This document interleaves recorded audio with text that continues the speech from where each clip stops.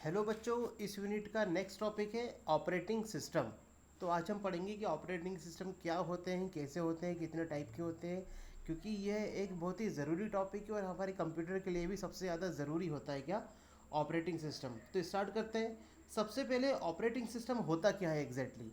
तो operating system एक system software होता है, एक ऐसा सॉफ्टवेयर जो कि सिस्टम सॉफ्टवेयर है जो कि यूज़र और हार्डवेयर के बीच में इंटरफेस का काम करता है। मींस कि यूज़र के सभी इंस्ट्रक्शंस को कन्वर्ट करके हार्डवेयर तक पहुंचाना और हार्डवेयर के सभी रिजल्ट्स और इंस्ट्रक्शंस को कन्वर्ट कर कर यूज़र को पहुंचाना, किसके द्वारा, इनपुट आउटपुट डिवाइसेस के द्वारा। तो ये इसकी डेफिनेशन हुई कि operating system is a system software which works as an interface between user and hardware. एक ऑपरेटिंग सिस्टम एक ऐसा सिस्टम सॉफ्टवेयर है जो कि यूज़र और हार्डवेयर के बीच में इंटरफेस का काम करता है और हमारे कंप्यूटर के सभी रिसोर्सेज को मैनेजेस करता है। रिसोर्सेज मतलब कि जितने भी कंप्यूटर में डिवाइस लगी हुई होती है, like storage device, control unit, arithmetical logical unit, इन सबको कंट्रोल कौन करता है और मैनेज कौन करता है, ऑपरेटिंग सिस्टम। तो और इसी के साथ ऑपरेटिंग सिस्टम कंप्यूटर की पूरी जितनी भी स्टोरेज डिवाइसेस लगी होती है, मीन्स कि जहाँ पर भी हमारा डेटा स्टोर होता है, सेव होता है, उसको भी पूरा मैनेज करता है ऑपरेटिंग सिस्टम। इसकी बहुत ही बड़ी जिम्मेदारी होती है कंप्यूटर में। और हमारे कंप्यूटर में लोड होने वाला पहला प्रोग्राम भी ऑपरेटिंग सिस्टम ही होता है। जैसे हम कंप्यूटर को स्विच ऑन करेंगे तो जो सबसे फर्स्ट प्रोग्राम लोड होगा that will be operating system. तो ये ऑपरेटिंग सिस्टम की पूरी जानकारी हो गई। इसी के साथ एक छोटा सा डायग्राम है, यहाँ पे यूज़र बना है और बीच में हार्डवेयर बना हुआ है। ये पूरे कंप्यूटर का एनवायरनमेंट है, इंटरफेस से काम कर रहा है, यूज़र के इंस्ट्रक्शंस को हार्डवेयर तक ले जाना कन्वर्ट करके, इसी प्रकार हार्डवेयर के इंस्ट्रक्शंस और रिजल्ट को यूज़र तक पहुंचाना। ऑपरेटिंग सिस्टम क्या क्या संभालता है, कंप्यूटर की सभी एप्लीकेशंस को संभालेगा, मैनेज करेगा। जितनी भी डिस्क ड्राइव है, मीन्स कंप्यूटर में रोम, रैम, हार्ड डिस्क, इन सबको कंट्रोल करता है operating system. Mouse, printer, keyboard, monitor और भी जितनी भी डिवाइसेस लाइक पेन ड्राइव वगैरह हमारे कंप्यूटर में कनेक्ट होती है, उनको भी कंट्रोल करता है ऑपरेटिंग सिस्टम। तो बहुत ही इंपॉर्टेंट टॉपिक भी है और बहुत ही इंपॉर्टेंट पार्ट है हमारे कंप्यूटर का, ये उसकी डेफिनेशन। अब ऑपरेटिंग सिस्टम की कैरेक्टरिस्टिक्स क्या होती है, मीन्स इसकी ये कहाँ कहाँ बहुत अच्छे से काम करता है। तो इसकी कैरेक्टरिस्टिक्स में हम आते हैं तो इसका काम सबसे पहले होता है मेमोरी मैनेजमेंट, कि हमारे कंप्यूटर में जो भी मेमोरी स्टोर है, जो भी मेमोरी घेर रहा है, उसका मैनेज करना। जैसे हम देखते हैं ना कि हमारी पेन ड्राइव में अगर 500 MB का स्पेस खाली है तो हम प्रॉपर्टीज़ पे जाएंगे, तुरंत हमें जानकारी दे देगा कि इसमें 500 MB खाली है। तो ये जानकारी कौन देगा, ऑपरेटिंग सिस्टम देगा। Next, processor management. हमारे कंप्यूटर में जो भी प्रोसेसर लगा हुआ होता है उसमें सभी प्रकार की प्रोसेस फ्लो करती है, उन सबको मैनेज करने का काम ऑपरेटिंग सिस्टम करता है। डिवाइस मैनेजमेंट, नाम से स्पष्ट है, जितनी भी डिवाइसेस हमारे कंप्यूटर में लगी हुई है उनको भी मैनेज कौन करेगा, ऑपरेटिंग सिस्टम। फाइल मैनेजमेंट, हमारे कंप्यूटर में जितने भी फाइल, फोल्डर, डॉक्यूमेंट स्टोर है उनको भी मैनेज करता है ऑपरेटिंग सिस्टम। सिक्योरिटी मैनेजमेंट, की कोई बाहर का व्यक्ति, बाहर का यूज़र कंप्यूटर में छेड़खानी ना कर सके या कोई बाहर का वायरस कंप्यूटर में ना आए, तो इन सब की सिक्योरिटी की जवाबदारी भी ऑपरेटिंग सिस्टम की होती है। रिलायबिलिटी मतलब कि विश्वसनीयता, ये एक यूज़र को विश्वास प्रोवाइड करेगा, विश्वास देगा कि आपका डेटा पूरा का पूरा सेफ है, सुरक्षित है। और कॉस्ट, बहुत ही सस्ता होता है, आसानी से ये अवेलेबल होता है। और case of ease of use, means कि हमारा इन केस हमारे कंप्यूटर में ऑपरेटिंग सिस्टम के द्वारा यूज़र बहुत ही आसानी से कंप्यूटर को यूज़ कर सकता है। जैसे कि आप लोग मोबाइल चलाते हैं तो वो एंड्रॉयड ऑपरेटिंग सिस्टम पे काम करती है। नेक्स्ट, ऑपरेटिंग सिस्टम के फीचर्स की इसकी क्या क्या विशेषताएं हैं। तो इसके फीचर्स से हार्डवेयर इंडिपेंडेंस, मीन्स ये हमारा हमारा कंप्यूटर हार्डवेयर इंडिपेंडेंस, अर्थात कि अलग अलग कंप्यूटर में भी एक ही ऑपरेटिंग सिस्टम आसानी से इंस्टॉल हो जाए और सपोर्ट कर जाए, चाहे वो आईबॉल कंपनी का हो, इंटेक्स कंपनी का हो, किसी भी कंपनी का कंप्यूटर हो, किसी भी कंपनी की, जैसे HCL हो गया, एसर हो गया, तो सभी प्रकार की हार्डवेयर डिवाइसेस में लाइक विंडोज़ ऑपरेटिंग सिस्टम बराबर रूप से सपोर्ट करेगा। ऐसा नहीं करेगा कि मैं एसर की कंपनी में चलूँगा और HCL की कंपनी में ना चलूँ, ऐसा नहीं होगा। Second thing, provide user interface, सभी प्रकार के ऑपरेटिंग सिस्टम यूज़र को एक ईजी इंटरफेस प्रोवाइड करते हैं जिससे वो इंस्ट्रक्शंस को कन्वर्ट कर सके। हार्डवेयर एडेप्टेबिलिटी, किसी भी प्रकार के हार्डवेयर को, किसी भी कंपनी की कीबोर्ड, माउस या प्रिंटर को आसानी से ऑपरेटिंग सिस्टम एक्सेस कर लेता है, अडेप्ट कर लेता है अपने कंप्यूटर में, और आसानी से हम उसको एक्सेस कर सकते हैं।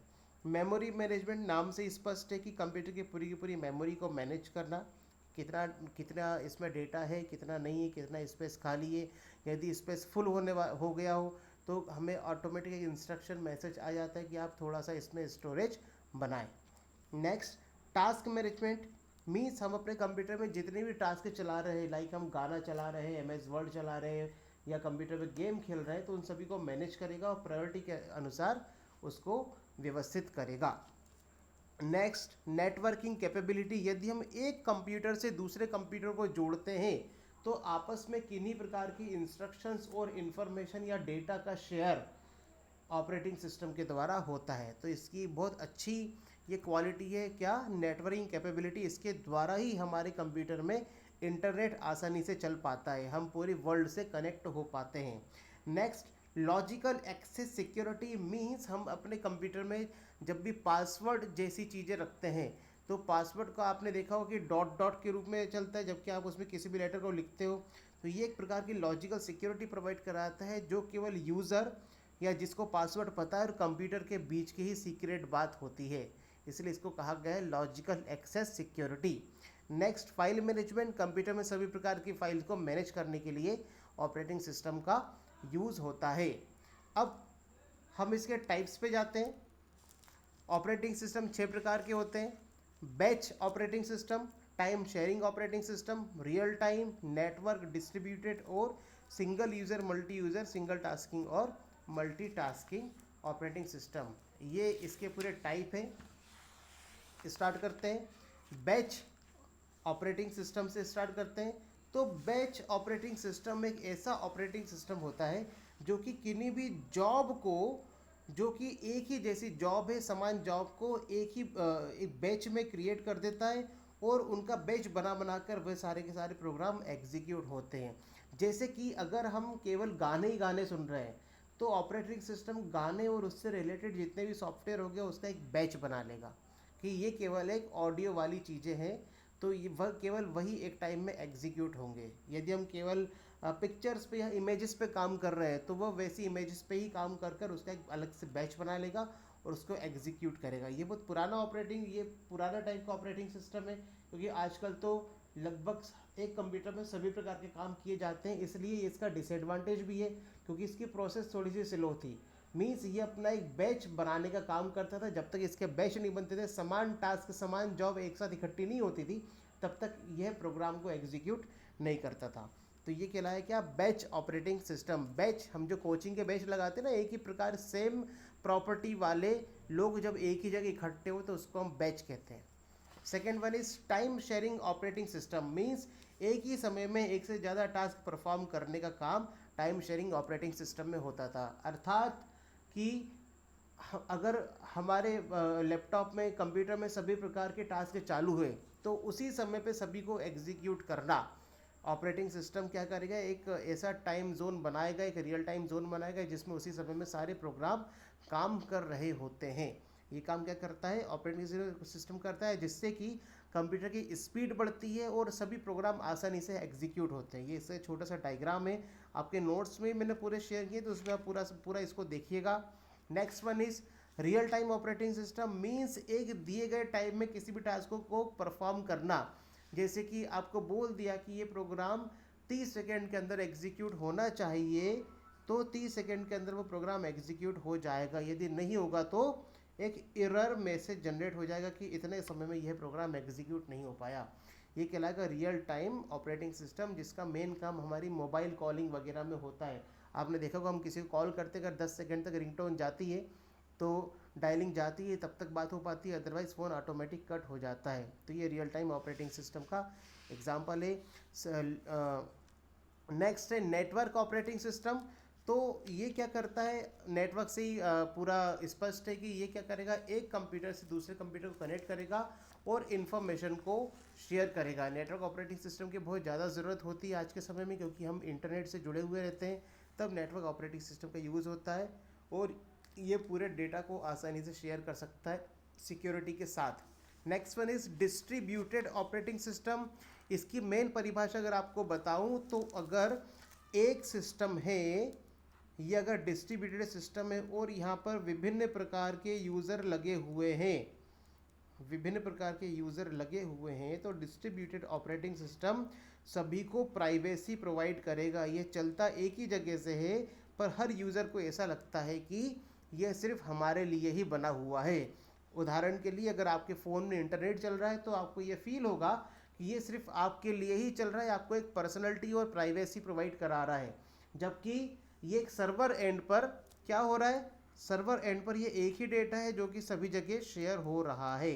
तो यह डिस्ट्रीब्यूटेड ऑपरेटिंग सिस्टम का उदाहरण है, एग्जाम्पल है, जिससे आपको आसानी समझ आएगा। मीन्स डिफरेंट लोकेशंस पे एक ही डेटा को प्रोसेस करना और वह डेटा को यूजर्स के साथ प्राइवेसी भी प्रोवाइड करना कहलाता है डिस्ट्रीब्यूटेड ऑपरेटिंग सिस्टम।